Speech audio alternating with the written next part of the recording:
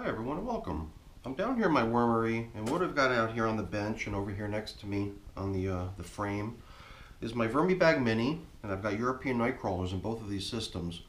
The Vermibag Mini's been around for ages. I've got some notes over here on the side. It's 540 days that this system's been operational for running European night crawlers, and the European night crawlers I had in other containers prior to getting this Vermibag Mini. So I've had my European nightcrawler population for some time now. And I finally, after all this time, I just launched off this new bin over here. Once again, I'll look to the side. 18 days. It's only been 2.5 weeks since I finally expanded my population into a second bin of European nightcrawlers. Because for the longest time I was just worried about, having everything in one place. God forbid something were to go awry in there and then I'd be out of European nightcrawlers. So they're due for a feeding. It was a week ago today that I came in here and I fed these systems. And at that time I had actually fed all my nightcrawler systems. Down here on the shelf I also got a couple systems that have African nightcrawlers in them.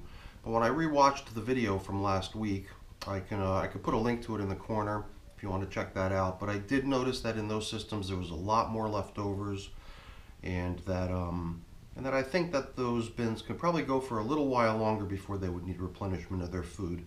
However, in these systems, I think that they're due. So after a week, we're going to be feeding the Euros today. We'll probably come back in another couple days after we've let the African nightcrawlers continue on what they've been given a week ago, because I think they'll be fine without a feeding for a few more days. So let's get the camera turned up closer to, maybe we'll start here in the Vermibag Mini. And then we'll make our way over into this other bin over here. All right, let's get started. The feeding today is going to consist of potato peels as well as the rind of cantaloupes, and another staple food that I like to use sometimes when I don't forget is my coffee. So I'm trying to keep the used coffee right in front of my face so I don't forget it. A lot of times I put it off to the side, then I forget to give it to the worms, then I end up taking it right back upstairs rather than composting it. So I've got to do better on not forgetting to give it to the worms.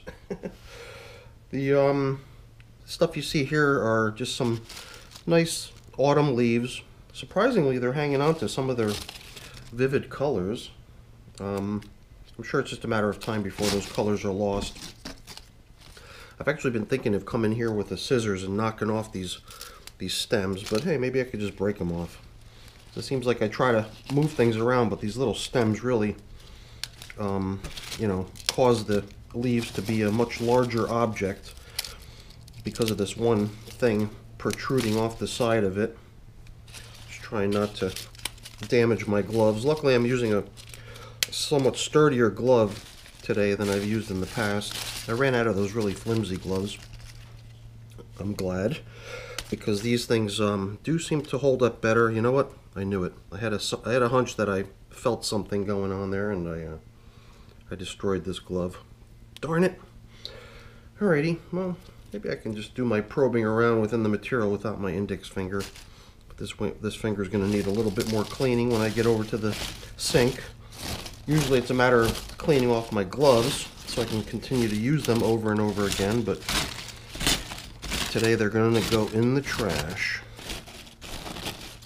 So it was a week ago that I came in here to feed, and at that time I was noticing that there had been some leftovers. It did seem like the European night crawlers had done away with the leftovers from their previous feedings a little bit better than the African night crawlers. So that's the reason we're going to assume that the Euros have done away with a greater amount of the food that they received previously than the African night crawlers. We're going to hold off on tending to the African night crawlers, give them another couple days to get caught up. And the one thing that we did notice previously was that there was a lot of leftover paper. So we didn't really add any bedding to our systems last time. We just reused a lot of the paper that had been leftover from the past few feedings. I had been bundling food up in newspaper bundles, and I did notice last time that I had a fair number of newspaper bits remaining that we went ahead and we reused as the foundation for the feeding. So we placed it right underneath the fresh feeding. So I'm just curious to see how much of it remains. I just thought I'd pick some of it out here and try to get a sense of how much of it is still in here. It's still holding up pretty good. It still seems like they're more or less full sheets of paper. I mean, I feel like I could unfold these things and I would still have a, a relatively intact piece of newspaper. Although some of them are tearing apart pretty readily when I touch them. So I think we're going to be good from a bedding perspective. I figured if bedding was starting to run a little bit low, then maybe we could even use some of these leaves that have been out here for decoration and just use those as bedding for the feeding. So I don't think I'll be adding much bedding into this system for a while. I think I'm going to just let this paper continue to ride and be our bedding. And at some point I'll just start using all these leaves that have been in here for some time now. So the paper, like I said, is going to go back in. I like to put the bedding below the feeding because the bedding is usually kind of a more bland, kind of a carbon-based material, paper, cardboard, leaves, whatever.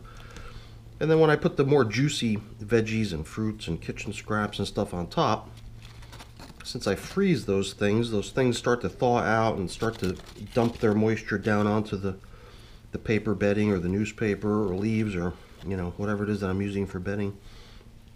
And I think it makes those bedding bits a lot more like food at that point, because now they're soaked with juices and sugars and flavors and whatever else, and that stuff's going to attract more and more of the microscopic organisms over to the feeding area, and they're going to occupy some of the carbon-rich bedding materials in addition to occupying the food. So my hope is that I've not filled this hole in too much. I usually try to leave enough stuff that I pushed off to the sides so that I can cover up pretty thoroughly. I don't want to have all kinds of stuff sticking out the surface if possible. I used to, bury the food a lot deeper. So I would dig a huge deep pit, but trying not to go so deep anymore. At one point I had more or less determined that I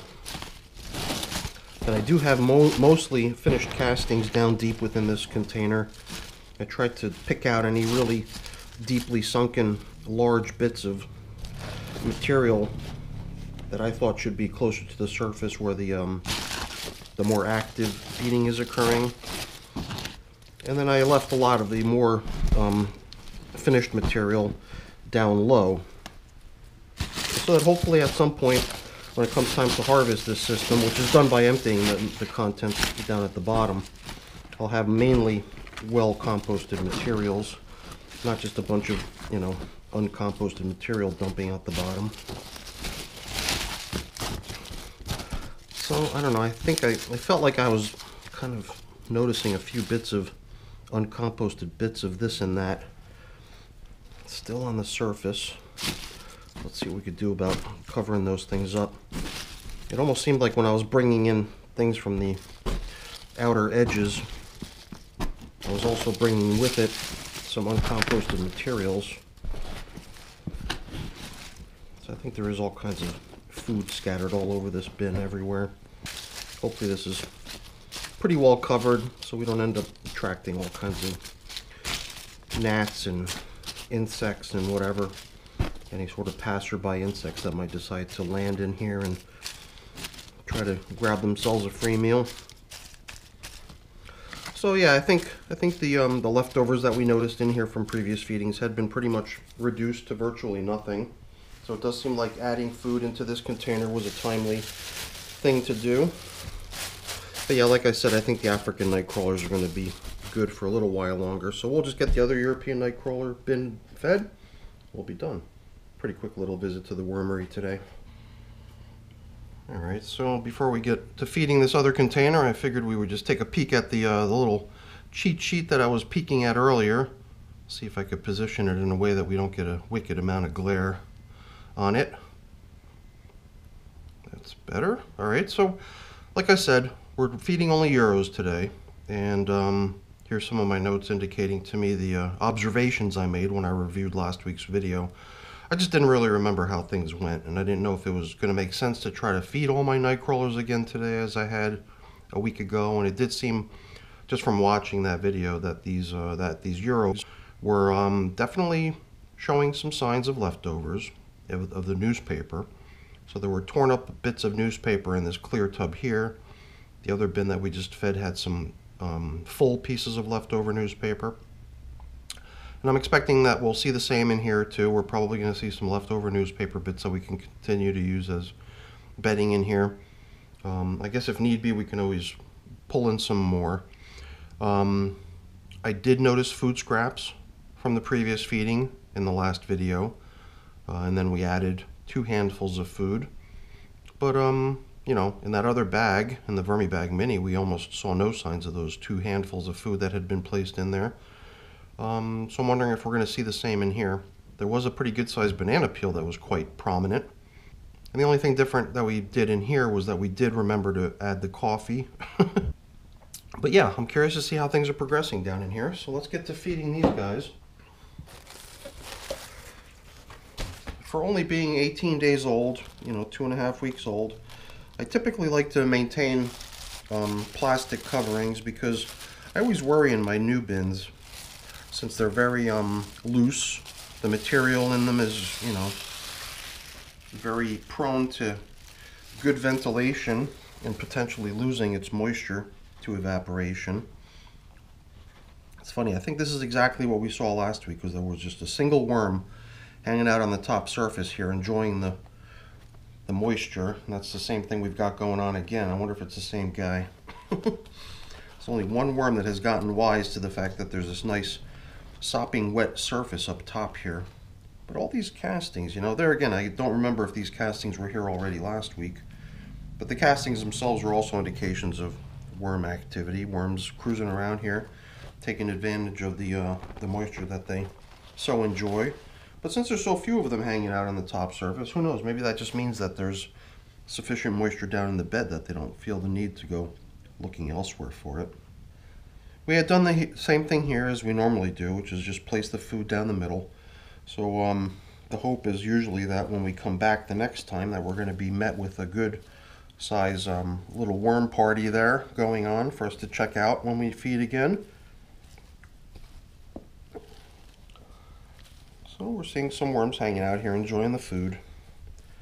But more recently I've been suspicious of whether the worms are really going to be drawn to the most, you know, recently added bundle of food, which is right down the middle, or are they going to be more interested in some of the older food scraps that might be further on the outskirts of the feeding area. Stuff that's already had a chance to really break down a lot more. Stuff that they would probably have a much easier time consuming as opposed to the most recently added stuff. So I'm going to just try to promote that sort of thing by maybe pushing some of this old food scrap material out to the edges, and then maybe we'll bring in some of this more dry stuff from the outskirts of the bin to be our foundation for the next feeding. A lot of this does seem to consist of large chunks of cardboard and whole leaves that have not broken down too much yet. We'll dump in the new feeding. And it makes me wonder if, you know, maybe we'll pick around here on the edges and see what we see, but maybe that's where we're going to find the majority of the worms, as opposed to right in the middle where the last feeding had been put in. It's a pretty good, generous portion of yummy foods for them to eat. It is potato, right? For a moment I thought I was looking at apple peels, but yeah, this is all potato peels. A few pieces of cantaloupe rinds. So hopefully it's stuff that they're gonna enjoy. We'll top it off with a little bit of coffee too. There's always a plentiful amount of it. Oops. Here, but I don't want to go overboard, so let's give them a little bit. But try to keep it at an amount that we can also cover up when we're finished here. I think it's been a couple feedings now that I've not added grit. But when I look around, I think I do see signs of it here and there. You know, in the Vermibag Mini, since that system's been around for ages and I've been putting grit in that for months and months, pretty certain that there's probably tons of grit all over the place. But in this newer bin, 2.5 weeks old, I'm going to go ahead and add a little bit into here. The grit that I'm using is pulverized eggshell. And as soon as I see the stuff start to float around in the air, I try to look the other direction and not allow any of it to make its way over to my face, because breathing it in is not a good thing. So you don't want to do that because it's dangerous. Dangerous stuff if you inhale it. So out here on the outskirts of the bin, I'm not really seeing too much activity. Maybe I've just got to come a little bit further in. Yeah, here and there. See some worms hanging out here on the edges.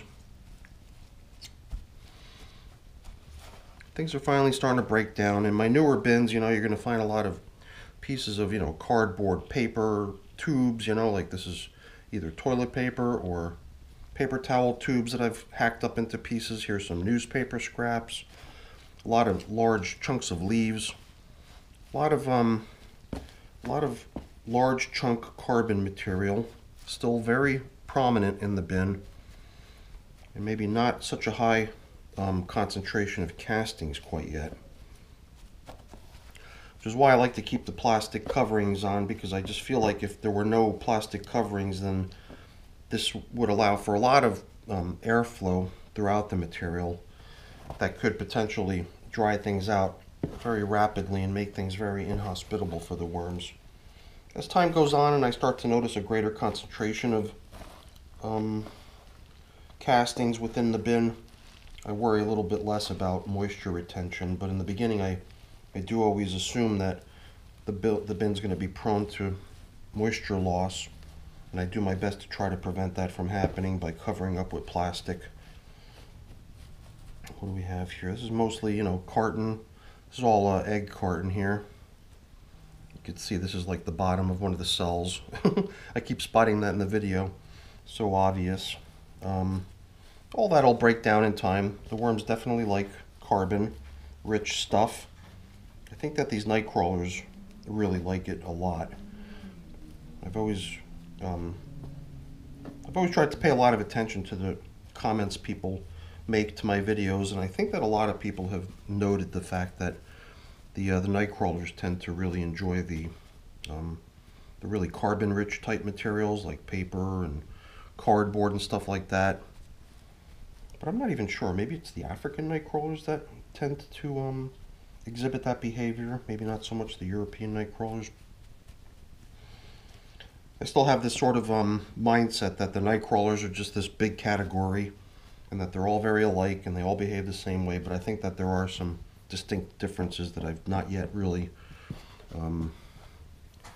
kind of internalized yet. So in a way, I've still got this very broad view of my night crawlers without much nuance to distinguish the behavior of one from the other. So yeah, I think things are looking pretty good in here. I think it was a timely feeding. It did look to me like, you know, there were a few leftovers from the previous feedings, but not too many. So I think the timing in here was pretty good, and I'm assuming that the timing that I've figured out for the African night crawlers by allowing more time for those before we next feed them is also correct. I'm not checking in on them today. My only plan was to come in here and add food to these bins today, and maybe within another couple days we'll feel like it's time to check in on the African night crawlers. But for today, that's it. We're now up to speed with making sure that the European night crawlers are all well fed and content, and things are looking pretty good. So I've got a little bit of cleaning up to do around here. I'll definitely be trashing this glove today, unfortunately. As much as I try to hang on to gloves and reuse them as much as I can, occasionally I just get a little bit too rough when I'm picking around the bins and I break them. So this one's got to go. Next time you see me, I'll be using a brand new shiny glove. All right, everyone, I'm going to be signing off now. Thanks so much for watching. Hopefully you enjoyed the video. If you did, please remember to give me a quick thumbs up. That's always really appreciated. Also consider subscribing to the channel too. That's really appreciated as well. All right, everyone, have a great day. Thanks for watching. Bye-bye.